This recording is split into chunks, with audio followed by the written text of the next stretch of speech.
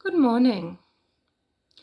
There are two cases currently that have had a similar circumstance that, depending on your attitude or belief about the case, you can use these circumstances to justify your belief, and it's viewing the same circumstances in an entirely different way.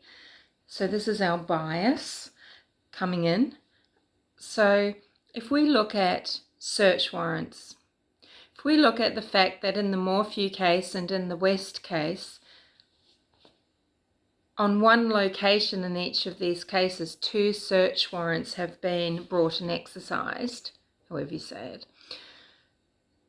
Depending on what you believe about these cases, you can have very different views about what the search warrants mean very easily, right? Instead of having an unbiased, impartial view about what they mean. Certain people will have knowledge of the case and will know what it means, or they will have investigative experience and might think that they've got the fast track to understanding these circumstances better than others. It could still be part of their bias, though. So in the case of missing woman Suzanne Morphew, she was reported missing on Mother's Day last year from Maysville, Colorado. She was a 49-year-old mother of 2 girls, and her husband, Barry, hasn't been very public, and there's various things he's doing since Suzanne's disappearance that are really, creating quite a subtext around his wife's case. At the time of her disappearance, soon after, pretty much straight away, because Barry Morphew was out of that house in Puma Path and the FBI were in.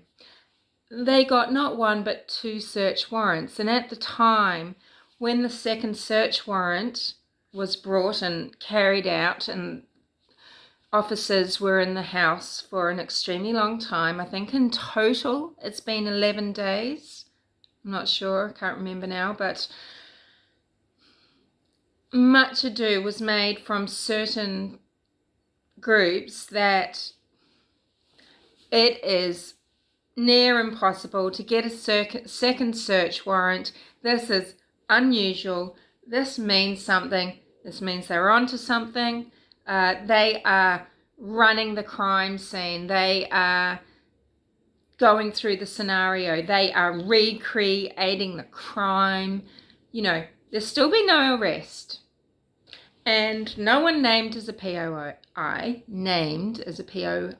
or suspect, doesn't mean there aren't any. For public safety, I think we should know. Let me just say that. I think if there's ever a suspect in a case, the public deserves to know. But, I guess there's many reasons why police keep stum about things, and that is because they don't want to endanger a trial, for example. Maybe, I'm not sure what could be the case in Suzanne Morphew's case. But, there were so many ways to think about it, and people didn't bring up then, look, this could be because they want to rule out the home as the crime scene, or they want to rule out someone, or they just need to gather evidence about Suzanne herself, or whatever. It wasn't like people were throwing around a lot of ideas. Well, not many people. Some might have been. But it was very strongly, vocalized from some factions that this was big against Baz, okay? And then we look at a more recent case. Orrin and Orson West were reported missing just before Christmas last year, so just a few months ago. 3 and 4 years old, from California City.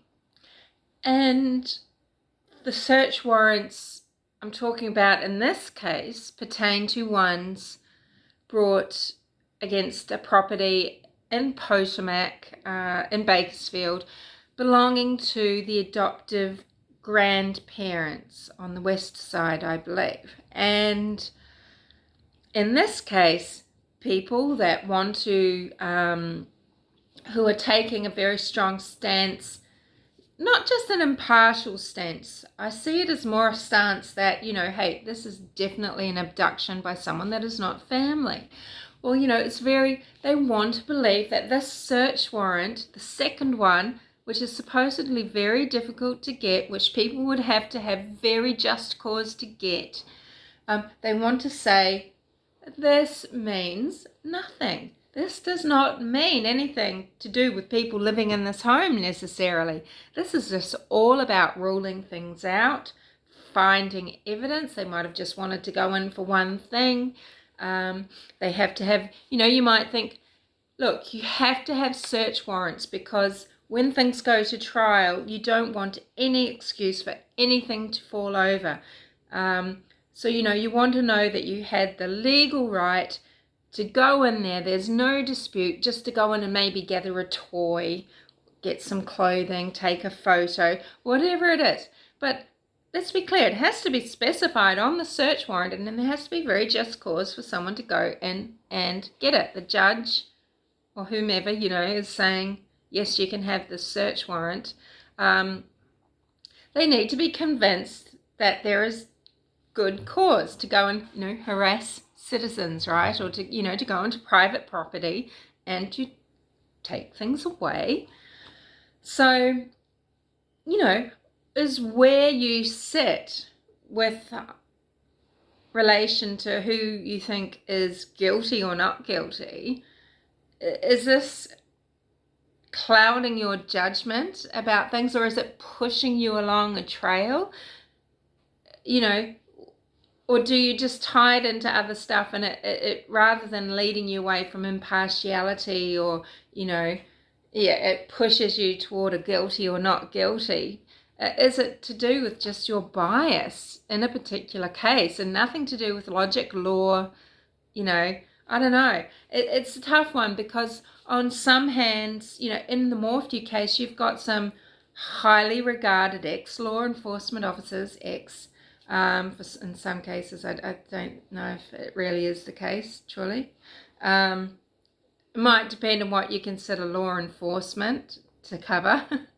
But, and you've got these people that everyone's listening to every word that they say and taking it as gospel.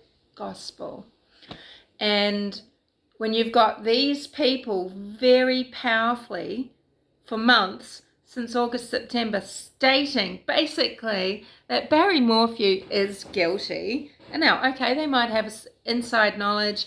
They might just have a powerful belief because of their experience. Doesn't mean that they can't be wrong and that they can't be biased. But when they are saying this search warrant means everything, that's very powerful. And that has cast this dark shadow across someone that might be innocent.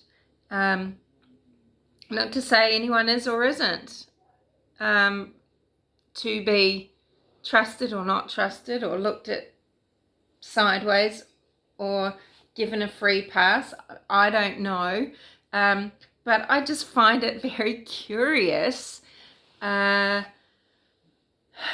house was a huge house. They're going to be in there a long time. They do need to know that there's a crime scene. So someone can be abducted by someone they know without signs of a scuffle, because if you think someone's there just to take you out for breakfast, you'd get in the car. There would be no sign at all that you're missing, other than maybe your phone's there or your purse is there or whatever, right?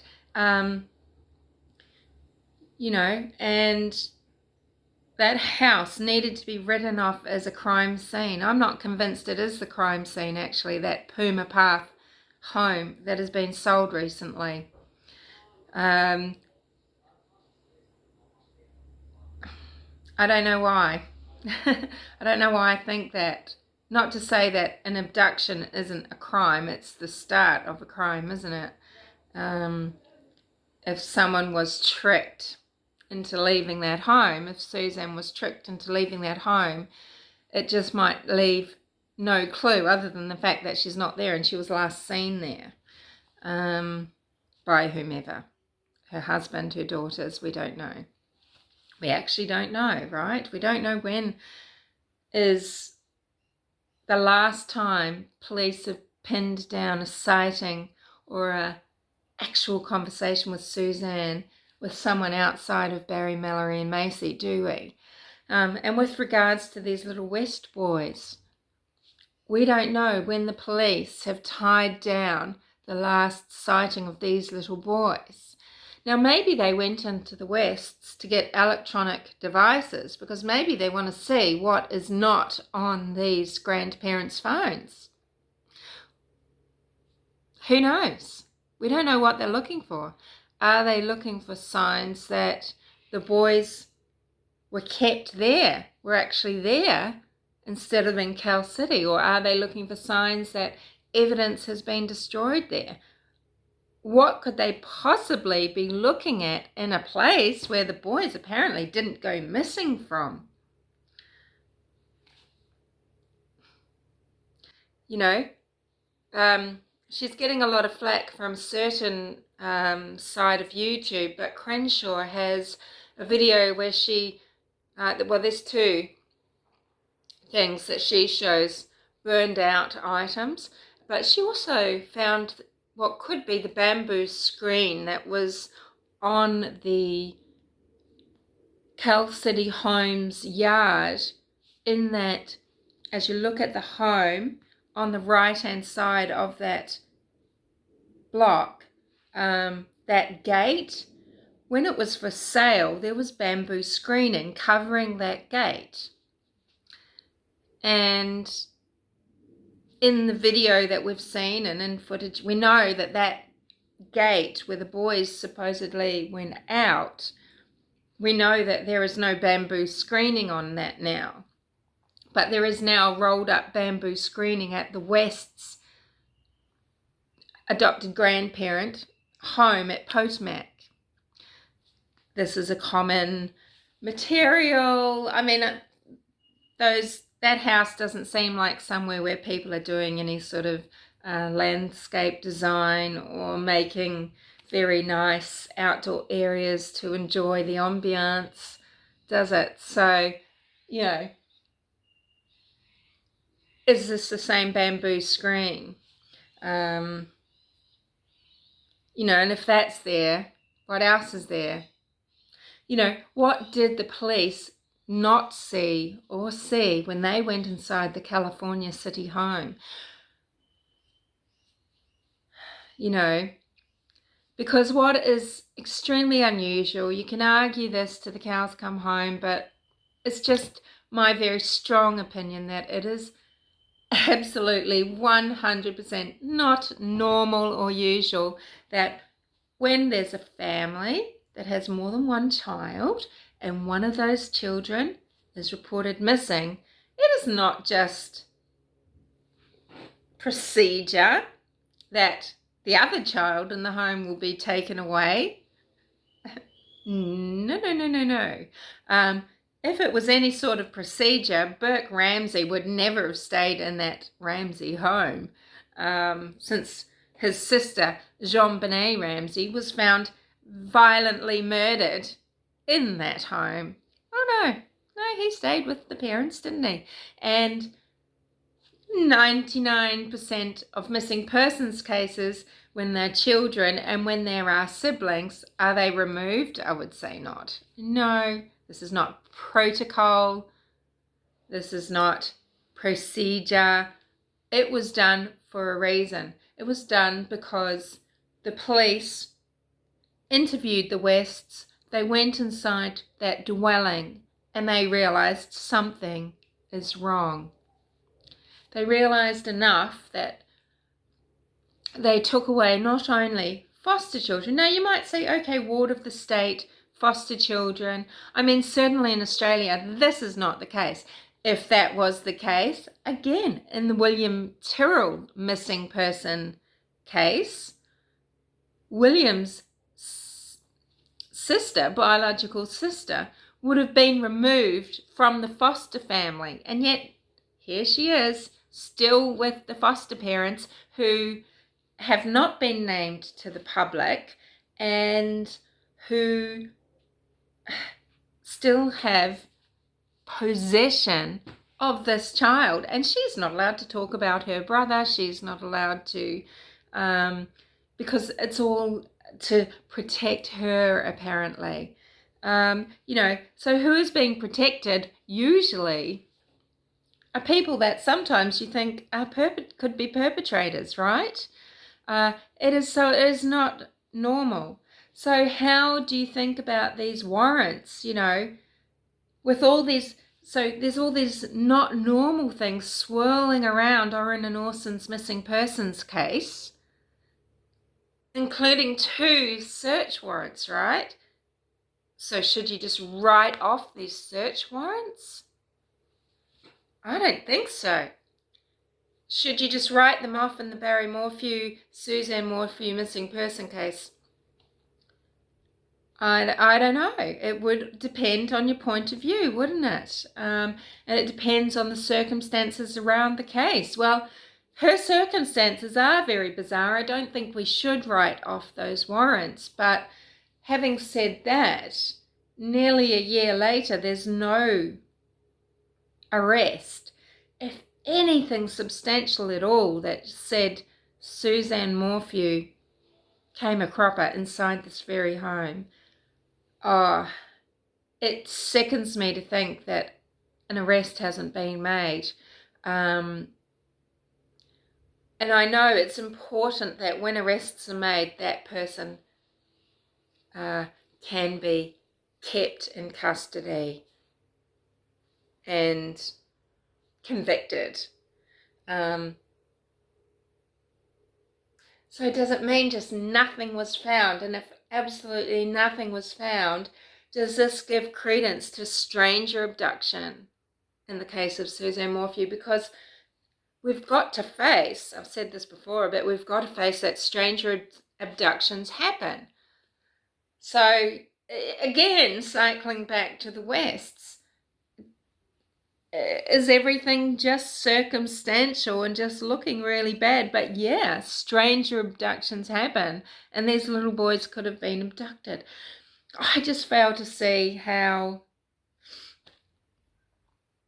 cameras around the area wouldn't have seen, I can't see how there wouldn't have been an Amber Alert, because there would have been some vehicle seen, because it's not just passing through in this area as it is in the case of Suzanne Morphew, where there's that Highway 50.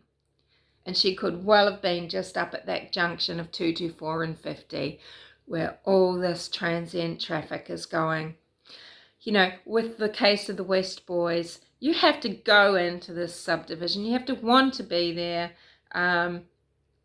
You're not just driving through and being opportunistic in that regard, right?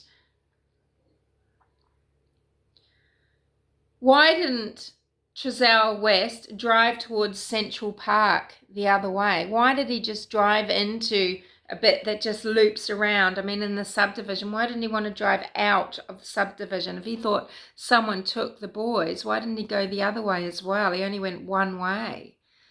And if they're saying, they were saying in the press interview later, we want to go into people's homes, not because we think you're guilty, but, we just need to know.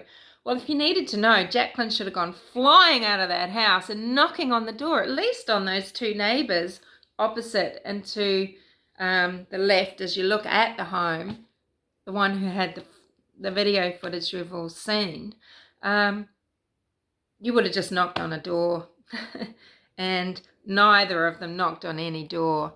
And I don't care, even if you think, no, you saw a car, they must have been taken, you'd still go and knock on a door, or 2 or 3 or 5 or 9, come on, come on. Yeah.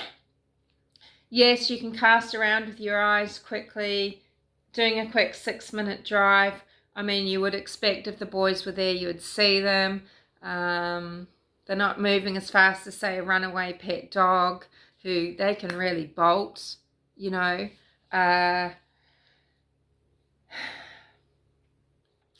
so, it's your, I don't know if it's exactly bias as such, but, you've got to accept that there's both sides of these warrant coins,